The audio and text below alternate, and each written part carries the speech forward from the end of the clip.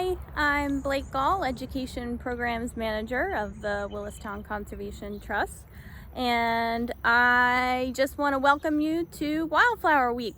Hope that you, in exploring all of these meadows and gardens and wild areas that we have set forth for you, hope that you find some peace and healing and joy, and also learn a lot about different species that you can incorporate into your landscape to contribute to conservation at home and to add diversity, biodiversity, and life and color and just vibrance to your own patch of earth.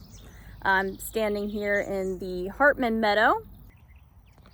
The Hartman Meadow is our big demonstration meadow that we started over 10 years ago now, and it's been really amazing to watch the progress over the years. We just started with 20 by 30 foot plots to make it seem more manageable, so the whole meadow is probably 1.2 acres. And we just did a little at a time. And in your yard, you can start small with a small pollinator garden that might be fenced in your front yard, or you can go big like this. But whatever you do, you'll be contributing to help nature.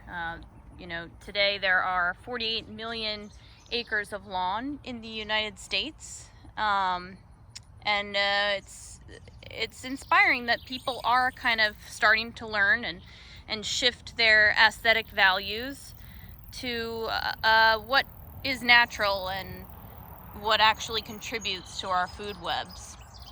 So when you walk through the Hartman Meadow or any of these gardens, you will notice right away that you've just tuned in to a whole different frequency of life. You can't step out into a manicured lawn and see this much life teeming around you. Bumblebees, butterflies. You can come out here. We're at the peak now in July. Oh, there's a hummingbird moth hovering around. It's one of our moths that is diurnal out during the day. They love this wild bergamot that's blooming right now. But so we planned this meadow with diversity in mind and with the changing of the seasons. So each of these beautiful plants has a different bloom time, and we wanted to make sure that there'd be color and food nectar sources for pollinators all throughout the season, even deep into the fall, like October. We still have goldenrod and asters blooming. And so it's a habitat for pollinators. We've actually found a couple of rare species here. If you build it, they will come. You have the habitat, and they'll be there, and they need it. There's a decline. You know, the research news articles are all telling us about the decline of birds today, and there's a beautiful fritillary on our sunflower here, false sunflower, a native sunflower. But so as I was saying, birds are declining, insects are declining, and there are many reasons for this, including pesticides, climate change. But one main reason that we can all help with is just creating the habitat. As I was saying, that we found some really unique pollinators here that are in decline.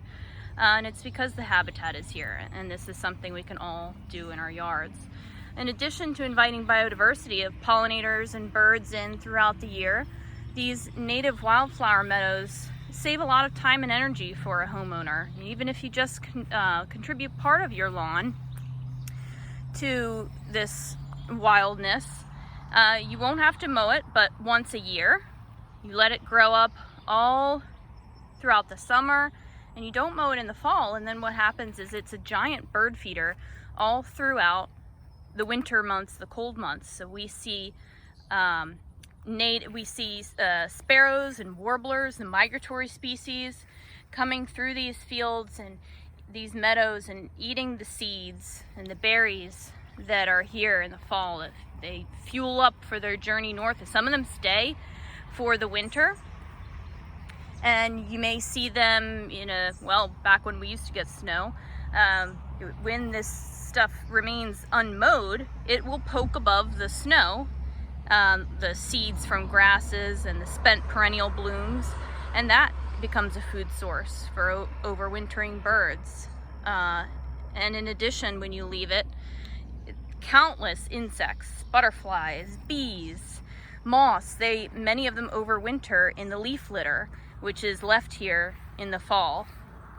So the more natural you can keep things, the better it is for the organisms with which we share our yards and our patches of earth. Another benefit of wildflowers is that they are reaching the native flowers, many of them, native perennials like milkweed.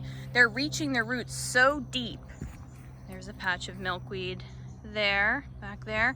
It's finished blooming, but milkweed's an example. It'll reach its roots 8 to 12 feet into the ground, literally mining groundwater. So these areas do not need to be watered. And you're also cutting back on your carbon emissions, not mowing. So just a few of the reasons why we love wildflower meadows.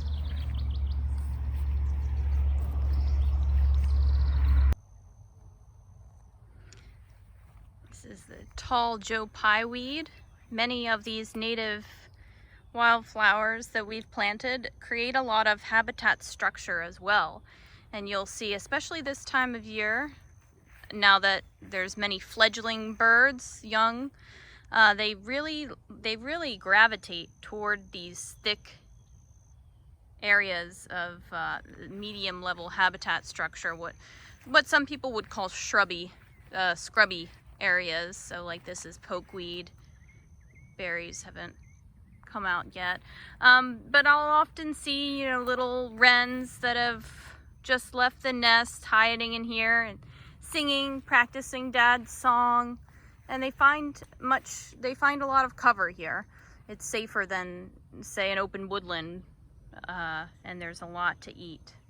So dense cover and food and support for these teenage birds.